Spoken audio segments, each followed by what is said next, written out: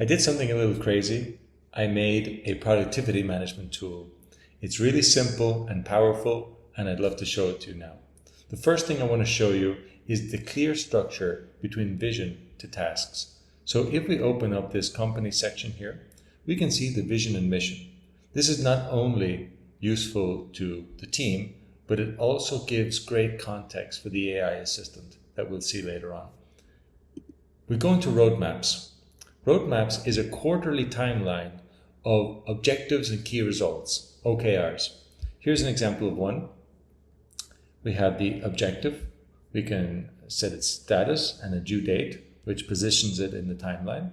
And then here we have 4 key results, each with its own status and associated projects.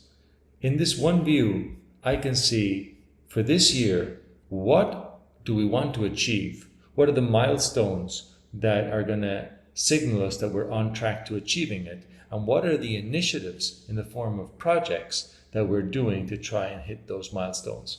This is super powerful.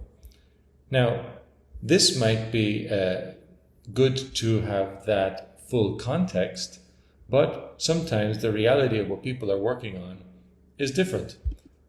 The best way to tell that is to see all current active projects. Does this make sense with the roadmap? Is there a lot of stuff that shouldn't be worked on?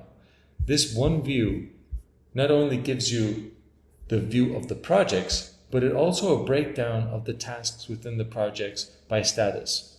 How many tasks are in progress? How many tasks are to do? And what's the combined time estimate hours for those tasks? This makes it super handy to have this snapshot. And then let's go one level down and see what is everyone working on across the whole company. And this also is just, you can flag things that don't make sense very, very quickly. Why is this person working on that? Shouldn't they not be working on something more important? These kind of things keeps the holistic vision of what the company is doing on track. Now, obviously, this is just handy when you are trying to ensure outcome orientation. But if we go to the team level, we also want to delve deep and manage the team as best as possible with outcome orientation in mind. The first thing is that the team also has an OKR roadmap. Now, when you're looking at your team, you can look at all the tasks associated with assigned to everyone in your team. You can also break that down by area and just see these are the tasks for this area. So you can see it at a kind of team member level, but also at the department level. And here you also can go into the user and switch the user if you want quickly and get that scope. This is very handy for finding all the backlog tasks when you're curating the next cycle. Let's go into projects. Projects is the same view as we saw above. And we can just jump into one of the projects. Here we see the usual attachments, description, and the list of projects. Then we can have ideas.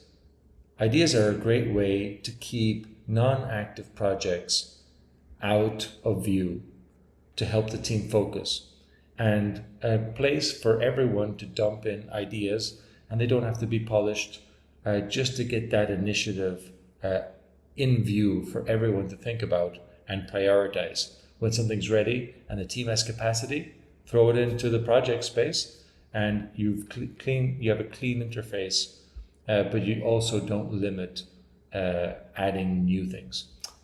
Then there's routine work, and when projects are closed, you can put them into closed. Having them here in view is great, because when a project is closed, it should be taken out of view, but a lot of people need to reference it still. So having it easy to find is always handy. You can also obviously use the search bar to find anything you want.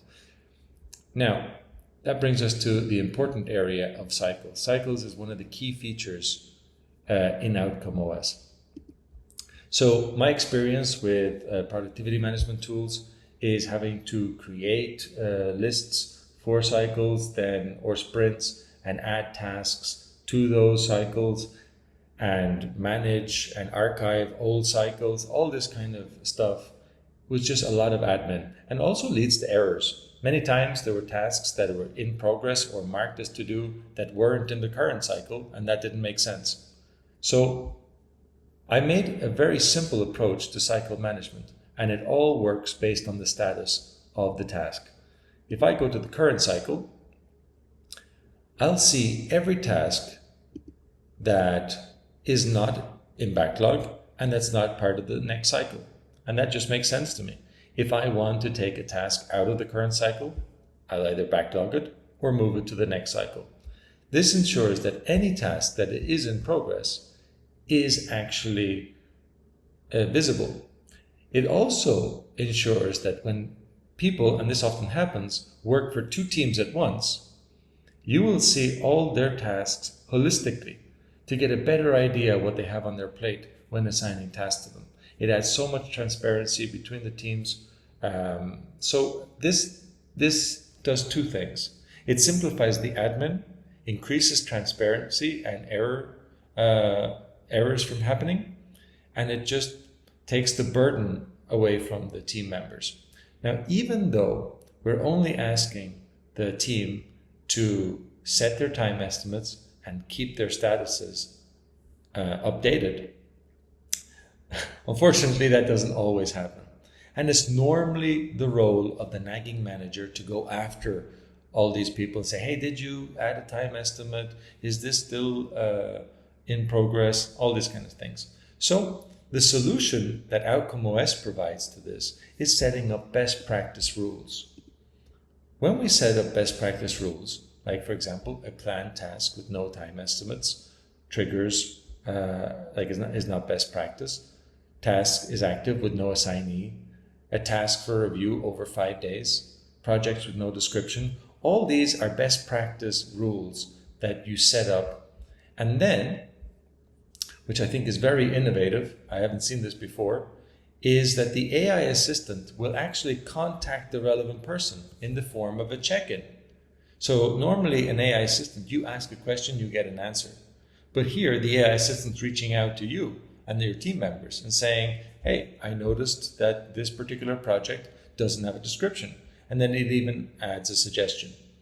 Now, it also offers a card that I can quickly update the description, or I can chat with the AI assistant and tell it to make one for me. I can mark it then as done or ignore, and it'll move on to the next task. I'm just quickly going to put here, create the widget, just something. And it's updated, and now I'll mark it as done. And there you go. All check-ins handled. So that's check-ins. I think this is super powerful because it takes the role away from the manager to nag everyone, saves a ton of time, and it also ensures best practice across the company, which leads to operational excellence. A very, very powerful feature. The next thing I want to show is the AI assistant itself in action.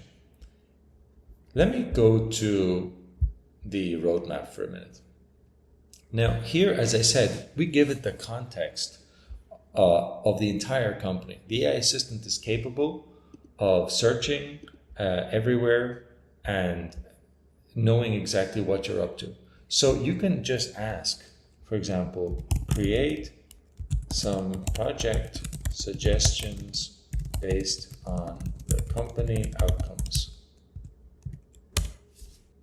And here we have a huge amount of, a little bit too much, but just for the sake of this, I won't read all this now.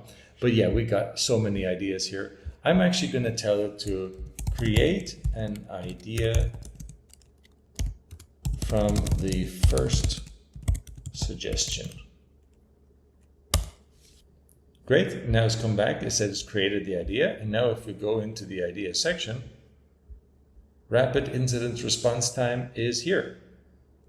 And now we've gone from suggestions to an idea, but we don't have to stop there. I can open up the AI assistant again and ask it to create some tasks to get the idea started.